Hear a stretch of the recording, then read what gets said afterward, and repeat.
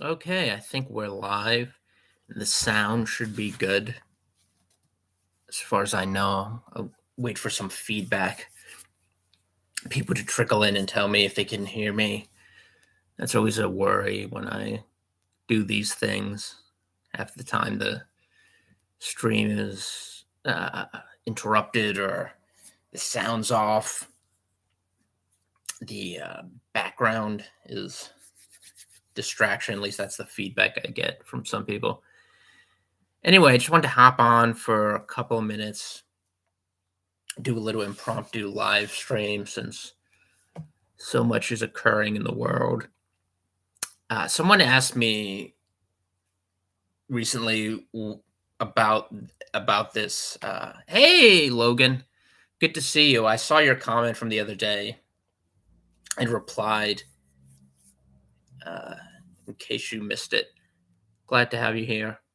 I'm glad to see you're still active on the internet. You haven't been unpersoned by Susan Wojcicki and her minions.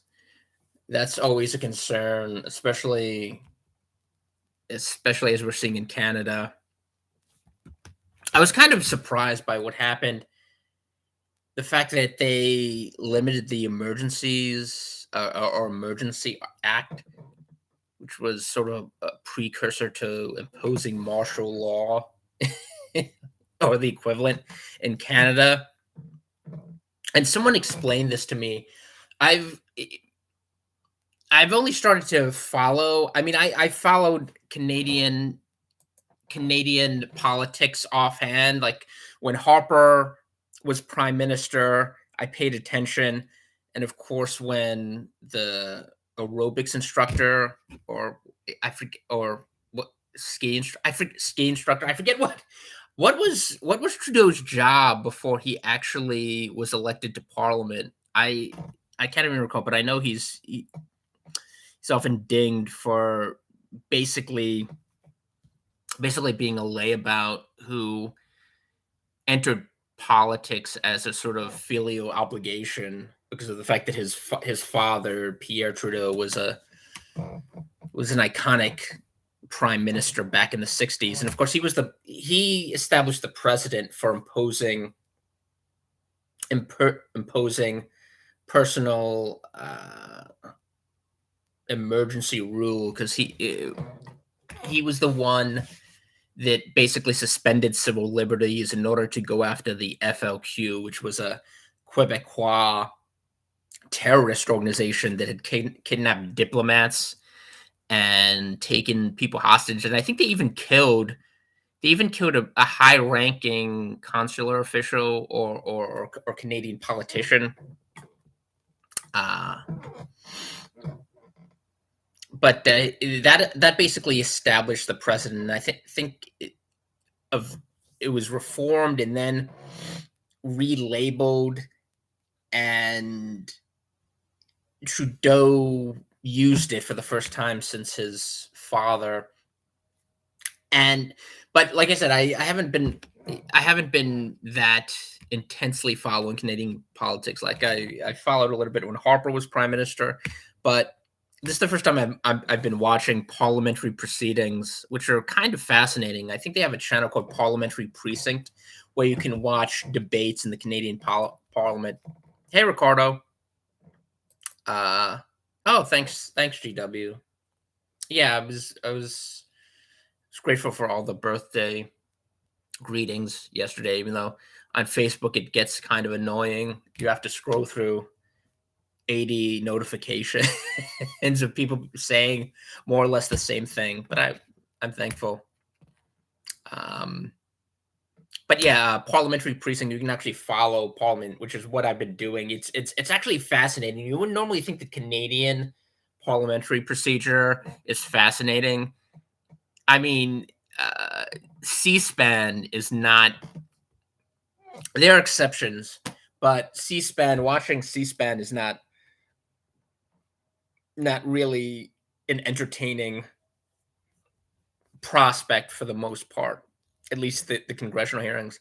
But it's fascinating. So I've been doing that and getting a better idea. But what I was surprised by was the fact that it was revoked after it was imposed.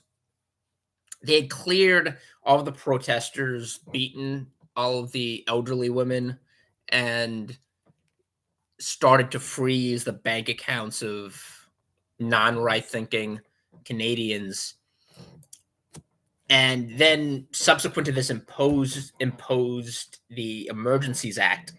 And I didn't know that what happened was essentially he tied this. It was sort of a no confidence vote. In other words, and it wasn't simply a vote on whether you think this halfwit should be entrusted with the power to deny you civil liberties and freedoms ad infinitum. It was essentially a vote on whether you wanted Trudeau to continue in power, which is something I didn't realize at the time. But the way it was structured was voting for it would have allowed Trudeau to continue. So the CPC, the Conservative Party, with their new leader, and the Bloc Québécois, which is a separatist Canadian party in the province of Quebec, voted against this measure. So in other words, they would have voted to oust Trudeau. And the Liberals and the NDP, which used to be a semi or quasi independent leftist party, but now has essentially become the lapdog of the Liberals, they voted to continue with Trudeau in power. Hey, Alejandro. Thanks for the birthday greetings. I don't know if there'll be a draft. There's selective service. There's still, that's the thing. If you're, at least if you're a male over the age of 18 or above, you have to register with the selective service. So it's not the same thing as a draft. It's not conscription, but theoretically, it could be imposed if Congress decides to reinstitute it. It was kind of funny because I think there was a bill that was enacted during the last session of Congress related to women registering with the Selective Service.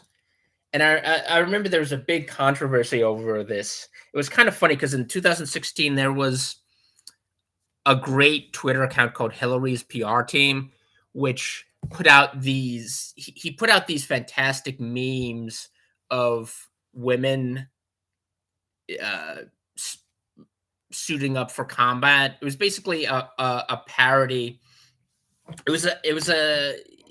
They were photoshopped images parodying the idea of electing Hillary Clinton president, and it was connected to drafting women for future international conflicts, specifically with Russia. And it's one of those things like the Babylon Bee. If you follow Seth Dillon, the guy who runs the Babylon Bee, he'll tweet out these side by side images of a Babylon Bee article and a real news story published sometimes a few years later, but usually it's 5 months or a couple of months later, and he'll juxtapose the Babylon Bee parody satire against the actual news article.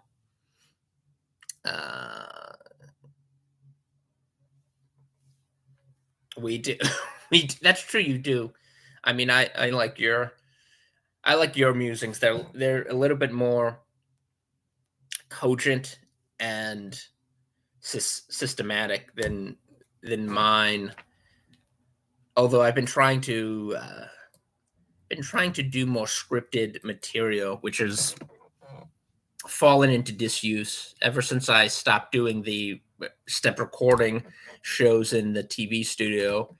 I've kind of relied on a more extemporaneous, haphazard format, which some people enjoy. Some people obviously do not. I get a lot of negative feedback to that effect.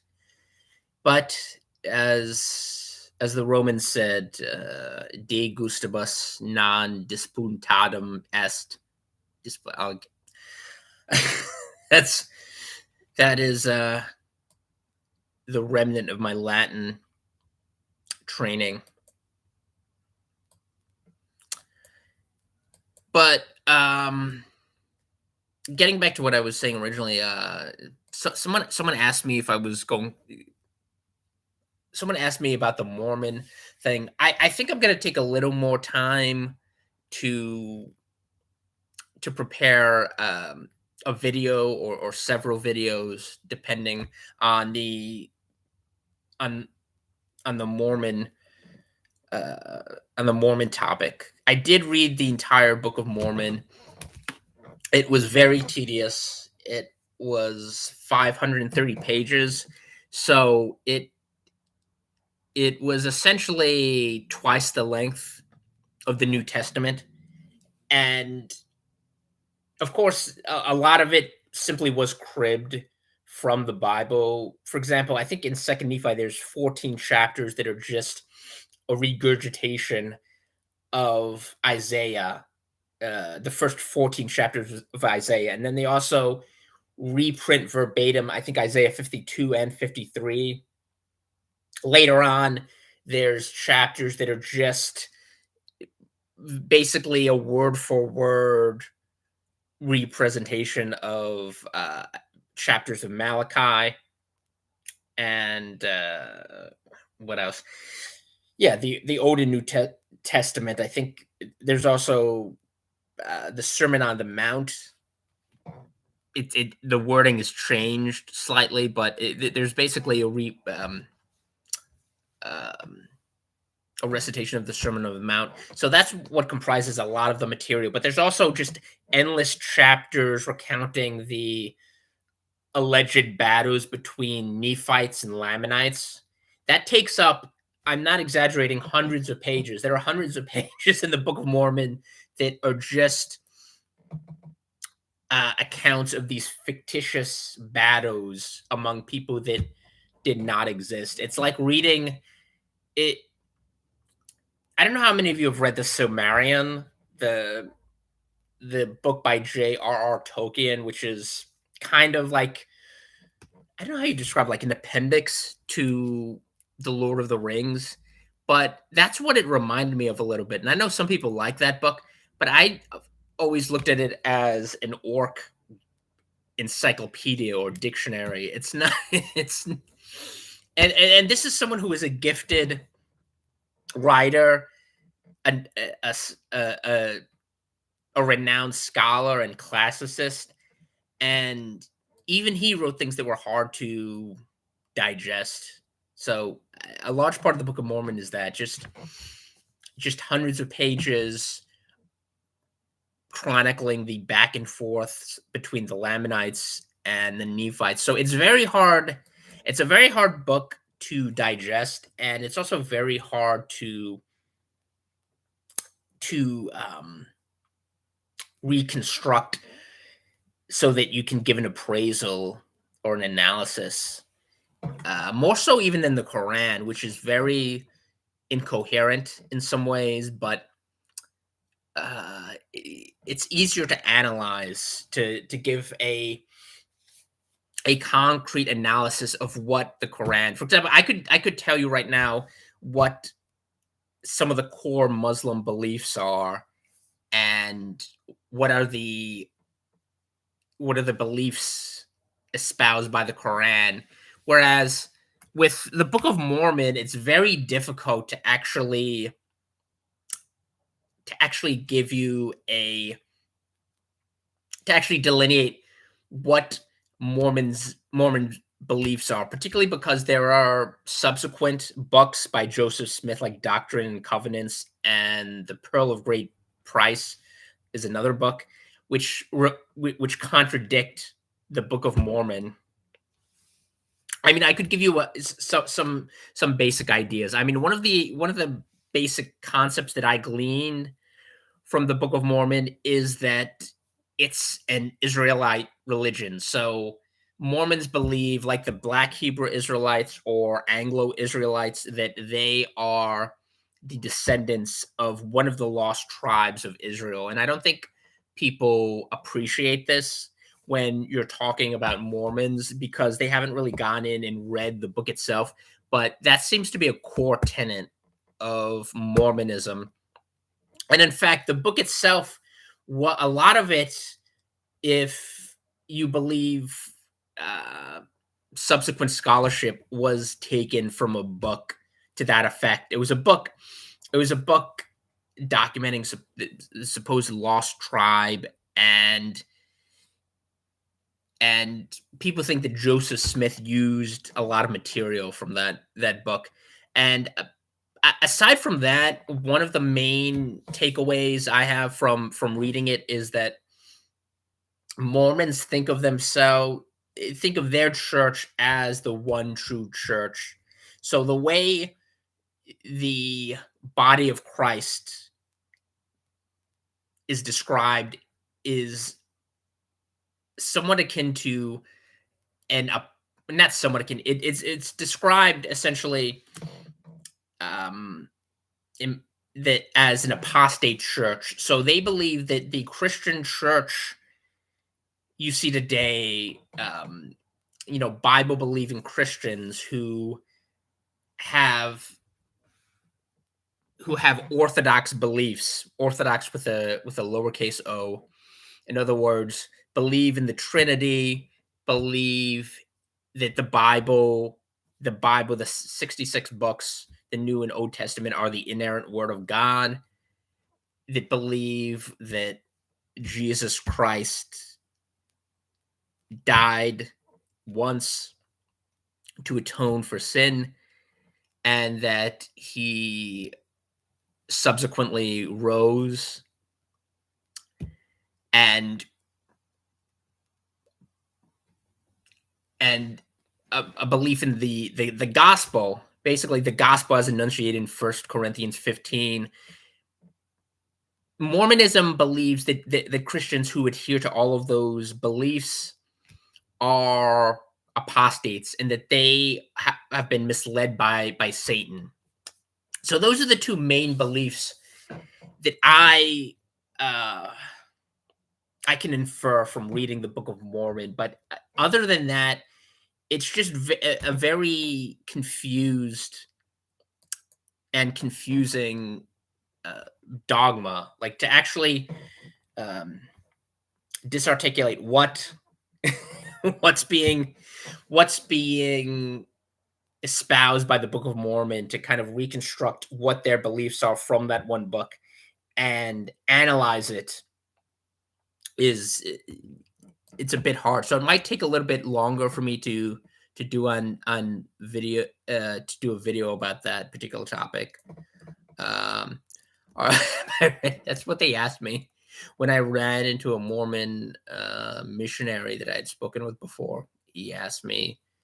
I don't think he asked me if I wanted to convert, but he asked me, did I believe what I read was true? And the thing is, Mormons have this doctrine where if you they try to avoid any sort of confrontation, and by that I don't just mean a an acrimonious argument, yelling or fighting, some sort of verbal altercation. I mean, they avoid any sort of debate or discussion that involves challenging their beliefs. And I think it's sort of similar to the perspective of Jehovah's Witnesses. They believe that contention is of the devil. So in other words, if you disagree with one of their primary tenets, if you reject one of their beliefs and try to explain why,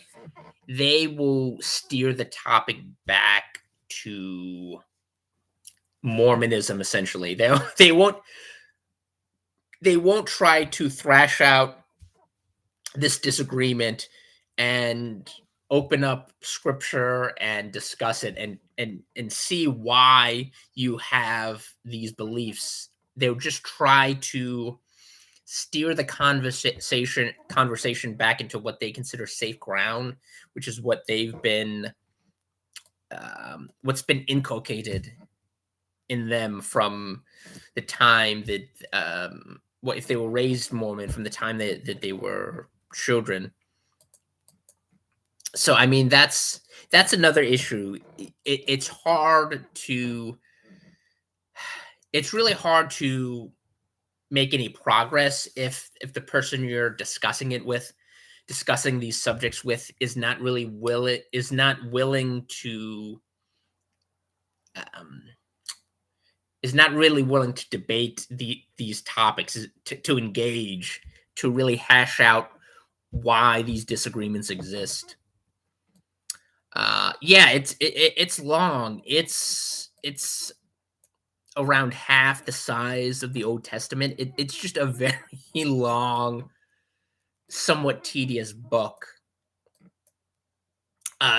Someone asked me what I liked about the Book of Mormon, or was there anything truthful about the Book of Mormon? And in one sense, there is. I forget what part of the Book of Mormon it's in, but they actually do. At one point, there's a very there's a very good description of propitiatory atonement, which is odd when you look at Mormon soteriology, that they would have a somewhat good definition of that doctrine, but they do. But also, there are parts of the Book of Mormon that contradict that. So it's sort of tough. Like even in the Quran, you could pick out certain aspects that are true. For example, there there was there were people like those described in the Quran. For example, the biblical characters that the Quran sort of co-ops, those people did exist, but in an entirely different form than the people that are portrayed in the Quran. They kind of butcher the characterization of who these individuals were, like Lot and Mary and Abraham and Jonah and so forth. Uh, but as I said, it's very hard to sort of step back and dissect something like the Book of Mormon. So I may spend a little bit more time before I get to that. I just want to talk a little bit about uh, some of the things. Ukraine, I guess. Uh, I don't think there'll be a draft, but who knows? Who really knows? I don't think anyone can foresee what's going to happen in the future. Even most of the people that thought Russia would invade Ukraine thought that it would be a much more limited operation, basically annexing the eastern part, Donetsk and the Donbass, maybe, that have were already embroiled in a civil war, basically taking over the parts that are that where there's a majority sentiment, or at least a large plurality of people who are supportive of Russia. They didn't realize that he would try to conquer the entire country. And it's worth reading the English translation of President Putin's statement, because it is kind of disturbing, but also edifying in a way, because he goes through the entire history of this region dating back to the Bolshevik Revolution, basically. And at the time, the Ukrainians were actually one of the last holdouts to Bolshevism, to communism. The White Russians and the people of the Ukraine held out. I think even then there were pockets of resistance. I think they held out into 1920 or so, and then of course there was a huge exodus and exile of people from the previous government. Um, and this is where you get the White Russians in France, in Paris, all these cities, and sort of a a government in exile that never came to be, unfortunately. But the Ukraine was one of the most fierce, one of the last pockets of resistance, along with some of the Muslim portions of the Caucasus. Uh, so it, it's hard to predict what actually is going to happen, but it's worth. I think it's worth investigating. I mean, and this was spoken of last night during a message at my church. The idea that there are forces, unseen forces, that are at play. So even if you have an encyclopedic knowledge of geopolitics in that region of the world, I don't think you're going to get a really good idea of what's going to happen in the future, because there are things that haven't. And I used an analogy the other day on Twitter from from Second Kings, where you have Pharaoh Necho in Egypt. He goes up to fight Assyria.